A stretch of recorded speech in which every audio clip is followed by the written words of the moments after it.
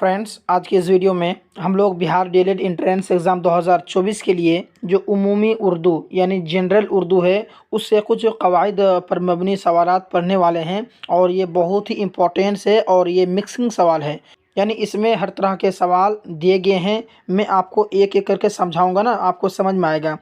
देखिए, शुरू से लेकर के आखिर तक बने रहेंगे और इस वीडियो में जितने भी सवाल मैं आपको कराऊंगा ना, पूरे सवाल को आप ज़रूर देखेंगे, क्योंकि इसी प्रकार के सवाल जो है आपको एंट्रेंस एग्ज़ाम में देखने को मिलते हैं, इसलिए आप ज़रूर देखेंगे। तो चलिए वीडियो को स्टार्ट करते हैं और एक एक करके सारे सवालों को देखते हैं। क्वेश्चन नंबर 1 में कह रहा है, झेल में फ़ाइल चुनिए। फ़ाइल का मतलब समझते हैं। फ़ाइल का मतलब होता है काम करने वाला। तो यहाँ देखिए, झगड़ा, ये काम करने ये मतलब फ़ाइल है क्या? नहीं है, ये भी नहीं होगा भैया। ठीक है, झगड़ालू या फिर झगड़ना या फिर इनमें से सभी। तो क्या होगा? देखिए, झगड़ा तो नहीं होगा, बल्कि झगड़ालू होगा। तो झगड़ालू का मतलब क्या होता है? झगड़ा करने वाला। तो फ़ाइल का मतलब क्या होता है? काम को अंजाम देने वाला, काम करने वाला। तो यहाँ झगड़ालू मतलब क्या होता है? झगड़ा करने वाला। तो ये हो जाएगा झगड़ालू फ़ाइल। क्या हो जाएगा? झगड़ालू क्या हो जाएगा? फ़ाइल हो जाएगा। ठीक है, चलिए अब नेक्स्ट सवाल आपके सामने में प्रश्न नंबर 2। इसमें कह रहा है, रिबाई की जमा क्या होगी? आपके सामने ऑप्शन दिया हुआ है, आपको बतानी है कि रिबाई जो है इसकी जमा क्या होगी, प्लूरल क्या होगी। तो रिबाई का जमा क्या होगी? मुरब्बा या फिर रिबायात या फिर अरबा या फिर रिबाइयों। क्या होगा दोस्तों?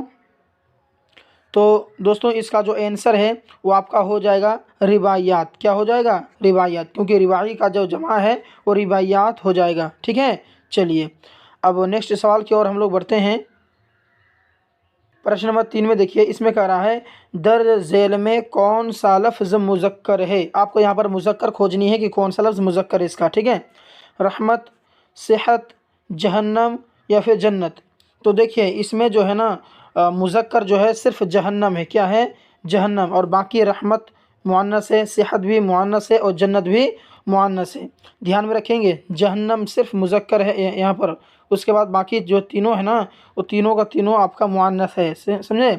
चलिए अब नेक्स्ट सवाल की ओर हम लोग बढ़ते हैं। नेक्स्ट सवाल में कह रहा है, दर्ज झेल में कौन सा लफ्ज़ मुअन्नस है? ऊपर में हम लोगों ने मुज़क्कर को खोजा था, अब हमें मुअन्नस ढूंढनी है।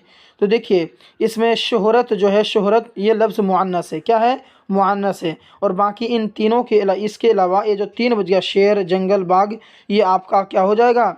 मुज़क्कर हो जाएगा। शेर भी मुज़क्कर, जंगल भी मुज़क्कर और बाग भी मुज़क्कर, और शोहरत जो है सिर्फ वो मुअन्नस है। ठीक है, चलिए जी अब नेक्स्ट सवाल की ओर हम लोग बढ़ते हैं। सवाल कह रहा है, सवाल नंबर 5, दर झेल में इसमें मसगर कौन है? इसमें मसगर, आपको मसगर खोजनी है। देखिए अगर इसमें मसगर के बारे में पता नहीं है या बहुत सारे नए नए वर्ड्स हैं, तो आप इसके बारे में जो है कि आप कमेंट कर देंगे, मैं इसके बारे में अलग से वीडियो बना करके आपको समझा देगा कि इसमें मसगर क्या होता है, या फिर और भी वॉटेवर चीज़ जो आपको समझ में नहीं आती है कि नहीं। तो यहाँ पर जो है बगीचा जो है ये आपका इसमें मसगर है, और बाकी जो बाग भी इसमें मसगर नहीं है, बाज़ार भी नहीं है, रेगिस्तान भी नहीं है। ठीक है, इसमें मसगर कौन है? बागीचा है। ध्यान में रखेंगे। चलिए अब नेक्स्ट सवाल है, शब्बीर हसन खां जोश। जोश क्या है? इसमें जो शब्बीर खां जोश, इसमें जो जोश लगा हुआ है, तो ये जोश क्या है?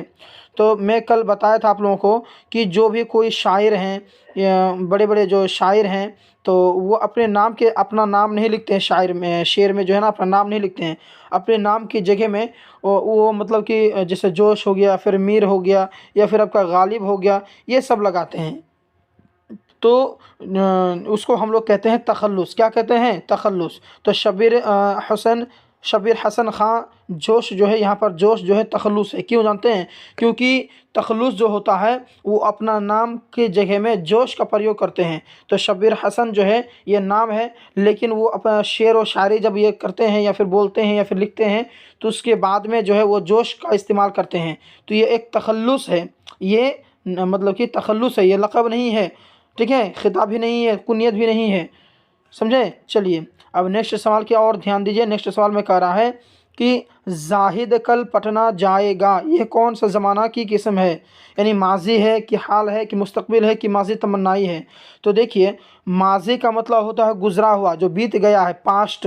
तो जाहिद पटना जाएगा, ये तो भविष्य के बारे में कह रहा है ना, और भविष्य जो होता है वो होता है मुस्तकबिल। तो क्या हो जाएगा इसका आंसर सी, मुस्तकबिल, यानी भविष्य के बारे में कह रहा है ना। जाहिद कल पटना जाएगा, यानी मुस्तकबिल में के बारे में कह रहा है।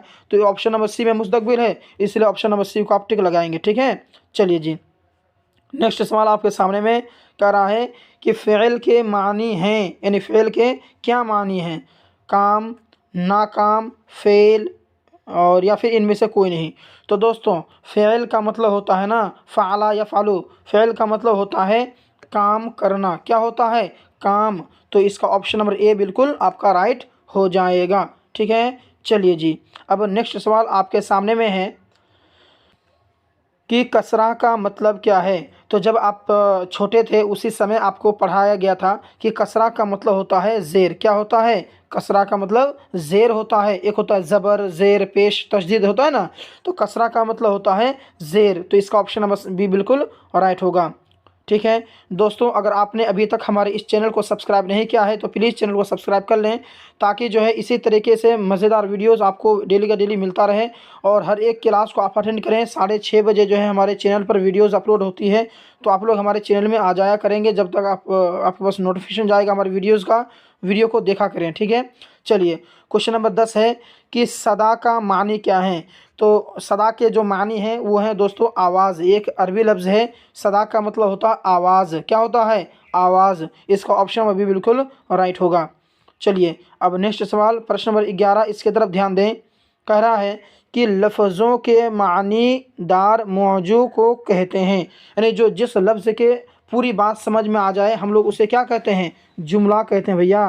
क्या कहते हैं? जुमला, क्योंकि जुमला में ही जो है कि मानादार लफ्ज़ होते हैं, उसमें बहुत सारे लफ्ज़ मिले हुए रहते हैं और उसके माने समझ में आता है। जैसे कि मैं बोलता हूँ मैं पटना गया, तो ये एक क्या है? जुमला है भैया। क्या है? एक जुमला है। इसीलिए इसका ऑप्शन नंबर बी को बिल्कुल आप टिक लगा देंगे, यानी जिसमें जिसके जिस लफ्ज़ों से जिन लफ्ज़ों से हमें पूरी का पूरी बात समझ में आ जाए हम लोग उसको कहते हैं जुमला। ठीक है, चलिए नेक्स्ट सवाल आपके सामने में प्रश्न नंबर 12, इसमें कह रहा है आदमी के मुंह से, आदमी के मुंह से जो सादा आवाज़ निकलती है, सादा आवाज़ निकलती है उसे क्या कहते हैं? मानिए कि मतलब जैसे सिंपल सा कोई अगर आवाज़ निकलता है, जैसे कि मैं बोलता हूँ बा, का, या फिर इस तरीके से कुछ भी आवाज़ निकलती है तो हम लोग उसे क्या कहते हैं दोस्तों? हम लोग उसे क्या कहते हैं? हर्फ कहते हैं। यानी जो सादा आवाज़ निकलती है ना, इसे सिंपल सा, तो उसे हम लोग कहते हैं हर्फ कहते हैं, फ़ेल नहीं कहते हैं। फ़ेल में तो कोई काम करना या होना समझ में आ जाता है, जैसे इसमें बहुत सारे हर्फ मिले हुए रहते हैं।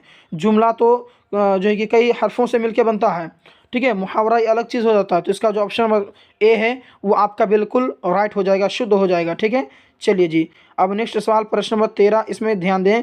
कह रहा है कि मौजू का दूसरा नाम क्या है? मौजू, तो देखिए अगर आपने ग्रामर पढ़ा है या फिर फ़ारसी पढ़ा है या फिर आपने नहव सर्फ पढ़ा है तो आपको पता होगा कि मौजू का जो दूसरा नाम है वो आपका कलमा है। यानी कलमा और मौजू दोनों एक ही चीज़ होता है। तो इसका जो ऑप्शन नंबर बी है वो बिल्कुल राइट हो जाएगा। क्वेश्चन नंबर 14 में ध्यान दें, इसमें कह रहा है अक्लमंद कैसा लफ्ज़ है? अक्लमंद जो है ना वो कैसा लफ्ज़ है? लफ्ज़ मुफरद है, लफ्ज़ मुरक्कब है, लफ्ज़ मुहम्मल है, या इनमें से कोई नहीं? तो देखिए अक्लमंद कैसा लफ्ज़ है दोस्तों? ये लफ्ज़ मुरक्कब है। क्यों मुरक्कब? मतलब जानते हैं ये मतलब कि कई लफ्ज़ों से मिलके जो बनता है ना उसी को हम लोग कहते हैं लफ्ज़ मुरक्कब। तो ये लफ्ज़ मुरक्कब है, ये कई लफ्ज़ों से बना हुआ है कि नहीं? चलिए अब नेक्स्ट सवाल आपके सामने में प्रश्न नंबर 15, इसमें कह रहा है फ़ेल अम्र की मिसाल है, यानी फ़ेल अम्र की मिसाल क्या है? यहाँ आओ, वहाँ ना जाओ, वहाँ वह आया, वह लाया गया। तो आप ध्यान दें इस बात पर कि फ़ेल अम्र किसे कहते हैं? तो फ़ेल अम्र वह फ़ेल है जिससे कोई हुक्म समझ में आ जाता है। जब आप किसी को हुक्म देंगे ना वही होगा फ़ेल अम्र। तो अगर देखिए वहाँ ना जाओ, ये तो आप हुक्म नहीं कर रहे हैं, वहाँ आप तो सोल्यूशन बता रहे हैं कि भाई वहाँ मत जाइए आप। वह आया, ये भी आपको हुक्म नहीं है। वह लाया गया, ये भी आपका हुक्म नहीं है। तो यहाँ आओ ये लफ्ज़ आपका बिल्कुल सही होता है, ये फ़ेल अम्र है। क्यों? यहाँ आओ, आपने किसी को हुक्म दिया, किसी छोटे बच्चे या बड़े बच्चे को आपने हुक्म दिया कि भैया यहाँ आओ, आप उसे हुक्म कर रहे हैं, तो ये फ़ेल अम्र हो गया। ठीक है, चलिए जी, अब नेक्स्ट सवाल आपके सामने में प्रश्न नंबर 16, झेल में इसमें ज़रफ़ की मिसाल है, यानी इसमें जो है इसमें ज़रफ़ की मिसाल देना है। तो इसमें ज़रफ़ किसे कहते हैं, ध्यान दें, इसमें ज़रफ़ होता है जो किसी जगह को बताए। तो यहाँ देखिए चाकू, ये किसी जगह को बताता है क्या, नहीं बताता। रात नहीं बताता, इनमें से कोई नहीं, ये भी गलत। आपका कुतुब खाना बिल्कुल सही हो जाएगा। कुतुब खाना ये इसमें ज़रफ़ है, ये किसी एक कुतुब का मतलब, कुतुब खाना का मतलब होता है जिसमें बहुत सारी किताबें रखी जाती हों, तो किसी की जगह के बारे में बता रहा है कि नहीं बता रहा है ना। चलिए जी, इसका ऑप्शन नंबर ए बिल्कुल राइट होता है। क्वेश्चन नंबर 17 में ध्यान दें कि खलीलुल्लाह झेल में से किसकी मिसाल है। खलीलुल्लाह जो है ना वो किसकी मिसाल है, मुज़ाफ की, या फिर जो है कि माहूद की, या फिर मुनादा, या फिर इसमें नकरा। तो खलीलुल्लाह जो है ये आपका ऑप्शन नंबर भी बिल्कुल राइट होता है। ठीक है, चलिए जी, अब नेक्स्ट सवाल आपके सामने प्रश्न नंबर 18, इसमें कह रहा है या अल्लाह में या क्या है। या अल्लाह जो है इसमें या क्या है, तो जब किसी चीज़ को या अल्लाह जो है ये जो है मुनादा हो जाएगा। ठीक है, क्योंकि अल्लाह को हम पुकार रहे हैं, तो या जो है ये आपका मुनादा होगा। ठीक है, चलिए जी, अब नेक्स्ट सवाल है आपके सामने में प्रश्न नंबर 19, ध्यान दें इसको, कि कवायद का वह हिस्सा जिसमें शेर व शायरी के फ़न से बहस किया जाए उसे क्या कहते हैं। तो कवायद का वह हिस्सा जिसमें शेर व शायरी के फ़न से बहस किया जाए, अगर शेर व शायरी के जो है कि फ़न से बहस किया जाता है तो दोस्तों हम लोग उसे कहते हैं इल्म उरूज़। क्या कहते हैं, इल्म उरूज़। ध्यान देंगे, अगर कायदा कवायद में, ठीक है, हर चीज़ का अलग अलग मामला होता है, लेकिन अगर कवायद के अंदर में शेर व शायरी के फ़न से अगर बहस किया जाता है तो हम लोग उसे इल्म उरूज़ कहते हैं। ठीक है, चलिए, अब नेक्स्ट सवाल प्रश्न नंबर 20, इसमें कह रहा है कि वह नाम जो हुकूमत या किसी अंजुमन की जानिब से दिया जाए तो उसे क्या कहते हैं। इसकी क्लास मैंने कल कराया था कि लक़ब क्या होता है, उर्फ़ क्या होता है, ख़िताब क्या होता है, तख़ल्लुस क्या होता है। तो अगर आपने मेरा कल का वीडियो देखा है ना तो इसका जवाब आप खुद बता सकते हैं। मैं फ़िलहाल बता रहा हूँ कि जो नाम हुकूमत यानी सरकार की तरफ से दिया जाता है उसे हम लोग कहते हैं तख़ल्लुस, जैसे कि पद्म भूषण या फिर देश रत्न, है ना, ये सभी चीज़ें, तो ये तख़ल्लुस होते हैं जो सरकार की तरफ से, हुकूमत की तरफ से जो लक़ब दिया जाता है, जो नाम दिया जाता है, हम लोग उसे कहते हैं तख़ल्लुस। ठीक है, सॉरी खिताब कहते हैं। क्या कहते हैं, खिताब, गलती हो गया भैया, खिताब कहते हैं। ठीक है, जो सरकार की तरफ से, हुकूमत की तरफ से दिया जाता है उसे हम लोग कहते हैं खिताब। ठीक है, ध्यान देंगे, तख़ल्लुस नहीं होगा भैया। ठीक है, मिस्टेक हो गया हमसे। चलिए, अब नेक्स्ट सवाल प्रश्न नंबर 21, इसमें ध्यान दें, जिस लफ्ज़ से किसी काम के करने की आवाज़ का इल्म हो उसे क्या कहते हैं। देखिए, जिस लफ्ज़ से किसी काम के करने, काम का जब मामला आ जाता है ना तो हम लोग उसे कहते हैं इसमें आला। क्या कहते हैं, इसमें आला कहते हैं। ठीक है, चलिए, इसी अंदाज में पढ़ते हुए हम लोग आगे बढ़ते हैं। प्रश्न नंबर 22 को ध्यान दें, इसमें झेल में साबिक़ा वाला लफ्ज़ क्या है। दोस्तों, अगर आप साबिका को नहीं जानते हैं, साबिका क्या होता है या लाहिका क्या होता है, तो इसके बारे में मैं कल वीडियो अपलोड करेगा, आप लोग ज़रूर देखेंगे। फिलहाल मैं यहाँ पर समझा रहा हूँ कि झेल में साबिका वाला लफ्ज़ कौन सा है। तो साबिका किसे कहते हैं, जो पहले आए, जैसे कि जवाब क्या होता है, जवाब का मतलब समझते हैं ना, जवाब देना, तो इसके शुरू में क्या आ गया, ला आ गया, तो किसी हर्फ के जो है कि पहले आकर के कोई अगर आकर के जो बामाना लफ्ज़ बन जाता है उसे हम लोग कहते हैं साबिक़ा। तो यहाँ एक जवाब क्या है, एक जो जिसका माना होता है जवाब, लेकिन उसके साथ में उसके शुरू में क्या आ गया, ला आ गया, यानी ला जवाब का मतलब क्या होता है कि मतलब बहुत ही अच्छा जवाब, है ना, तो उसी को हम लोग कहते हैं साबिक़ा। यानी जो ये जो लाम अलिफ जो पहले आ गया ना, यही हो गया आपका साबिक़ा। ये पहले आकर के इसके साथ में एक नया माना का मतलब कि पैदा कर रहा है। इसके बारे में कल विस्तार से समझाएगा। फिलहाल आप इतना याद रखें कि साबिक़ा किसे कहते हैं, जो किसी हर्फ के पहले आकर के वो एक नया माना पैदा कर दे, उसी को हम लोग कहते हैं एक साबिक़ा। ठीक है, ये मैं ऐसे ही सरसरी माना बता रहा हूँ, इसका जो कि डिफिनेशन अलग होता है साबिक़ा का। ठीक है, अब नेक्स्ट सवाल ध्यान दें आप, कि ख़बरदार हो जाओ ये किस तरह के जुमला का मिसाल है। तो ख़बरदार हो जाओ ये आप क्या कर रहे हैं, आप एक तरीके से तंबीह कर रहे हैं, लोगों को आगाह कर रहे हैं। तमन्ना का मतलब क्या था, आरजू करना, आरजू तो कर ही नहीं रहे हैं आप। ख़बरदार हो जाओ, लोगों को आप समझा रहे हैं, लोगों को आप तंबीह कर रहे हैं, हिदायत कर रहे हैं ना, तो ये हो गया ऑप्शन नंबर सी बिल्कुल राइट, यानी तंबीह लफ्ज़ हो गया, ख़बरदार हो जाओ। ठीक है, चलिए क्वेश्चन नंबर 24 को ध्यान दें, इसमें कह रहा है तुम लोग ज़मीर की कौन सी किस्म हो। ज़मीर जो है ज़मीर, तुम लोग ज़मीर की कौन सी किस्म हो, तो तुम लोग आ गया ना भैया, तो क्या होगा, तुम लोग आ गया तो ज़मीर शख्सी होगा ना, शख्स की और कह रहे हैं तुम लोग ज़मीर की कौन सी किस्म है, तो ज़मीर शख्सी, क्योंकि तुम लोग की तरफ आप ये कर रहे हैं, इशारा कर रहे हैं कि नहीं, इसलिए तुम लोग जो है ज़मीर शख्सी होगा। क्वेश्चन नंबर 5 की तरफ ध्यान दें, इसमें 25 की तरफ ध्यान दें। कह रहा है कि अहमद तेज़ दौड़ता है, इसमें इस जुमला में तेज़ क्या है?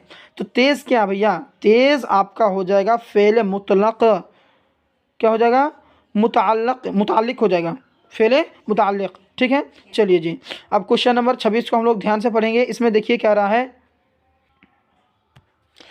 झेल में इसमें आला चुनिए, इसमें आला को चुनना है। तो इसमें आला कौन है? दीवार है, दरख्त है, चाकू है, आसमान है, क्या है बताइए तो?